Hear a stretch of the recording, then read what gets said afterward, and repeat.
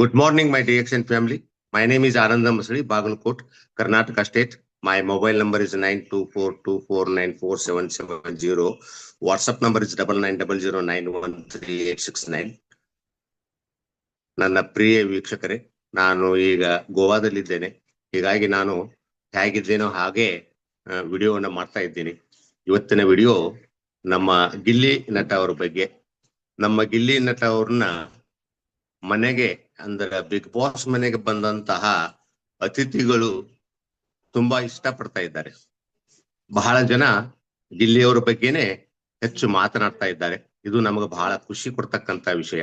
ಈಗ ಹಿಂದ್ಗಡೆ ನೋಡಿ, ನಾನು ಈ ಸ್ಕ್ರೀನ್ ಅಲ್ಲಿ ನಮ್ಮ ಅಶ್ವಿನಿ ಮೇಡಮ್ ಅವರ ತಾಯಿಯವರು ಬಂದಿದ್ದಾರೆ.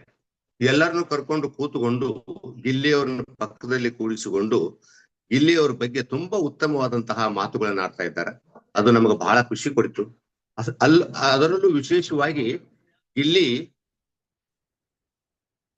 ಇಲ್ಲಿಗೆ ನಾನು ಅತ್ತೆ ಮಗ ಅಂತಂದ್ರ ಚೆನ್ನಾಗಿರ್ತದಲ್ವಾ, ನನಗ ಅಳಿಯ ಅಂದ್ರೆ ಚೆನ್ನಾಗಿರ್ತದಲ್ವಾ ಅಂತ ಹೇಳ್ತಾರ.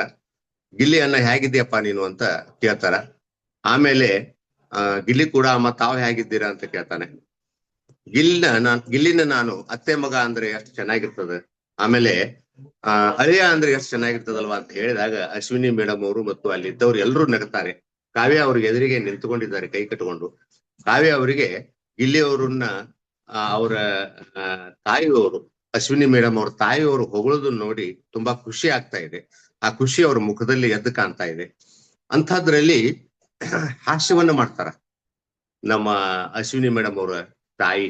ಅಶ್ವಿನಿ ಮೇಡಮ್ ಅವರು ಪ್ರತ್ಯೇಕ ಇದ್ದಾಗ ಅವ್ರ ಬೆಡ್ಗೆ ಕರ್ಕೊಂಡು ಹೋಗಿ ಕೂತಾಗ ಇಬ್ಬರೇ ಇದ್ದಾಗ ಗಿಲ್ಲಿ ಅವ್ರನ್ನ ಅಲ್ಲೂ ಕೂಡ ಹೊಗಳ್ತಾರ. ಗಿಲ್ಲಿ ಎಷ್ಟು ಚೆನ್ನಾಗಿ ಹಾಡ ಹಾಡ್ತಾನೆ, ಎಷ್ಟು ಚೆನ್ನಾಗಿ ಡಾನ್ಸ್ ಮಾಡ್ತಾನೆ. ಅವನು ದೊಡ್ಡವ ದೋಸೆ ಕೊಡು, ಚಿಕ್ಕವ್ವ ಚಕ್ಲಿ ಕೊಡು ಅನ್ನುವಂತಹ ಹಾಡನ್ನ ಹಾಡಿ ಹೇಳ್ತಾರ ಅವರು. ಜೊತೆಗೆ ಅವನು ಬಹಳ ಒಳ್ಳೆ ಹುಡುಗ ಅಂತ ಹೇಳ್ತಾರೆ. ಆಮೇಲೆ ನನಗ ಮಗಳಿದ್ರೆ ಎಷ್ಟು ಚೆನ್ನಾಗಿರ್ತಿತ್ತು ಅಂದ್ರೆ ಗಿಲ್ಲಿಗೆ ನಾನು ಕೊಡ್ತಿದ್ದೆ ಮಗಳನ್ನ ಅಂತ ಅನ್ನುವಂತ ಮಾತನ್ನ ಹೇಳ್ತಾರ.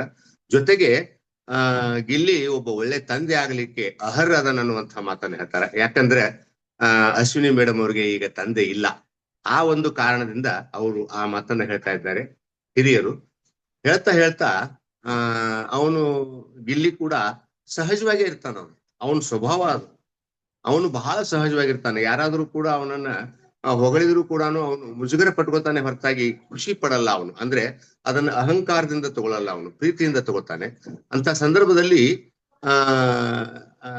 ಅಶ್ವಿನಿ ಮೇಡಮ್ ಅವ್ರ ತಾಯಿ ಏನ್ ಹೇಳ್ತಾಳಂದ್ರ, ನನಗ ಮಗಳಿದ್ರೆ ಎಷ್ಟು ಚೆನ್ನಾಗಿತ್ತು ಅಂತ ಹೇಳ್ತಾರೆ. ಆಮೇಲೆ ಇರ್ಲಿ ಬಿಡು, ಏನ್ ತಪ್ಪಾಯ್ತು, ಒಂದು ಒಳ್ಳೆ ಹುಡುಗಿನ ನೋಡೋಣ ಅಂತ ತಿಳ್ಕೊಂಡು ಕಾವ್ಯ ಅವ್ರ ಕಡೆಗೆ ಕೈ ಮಾಡಿ ಸನ್ನೆ ಮಾಡಿ ಹೇಳ್ತಾರೆ.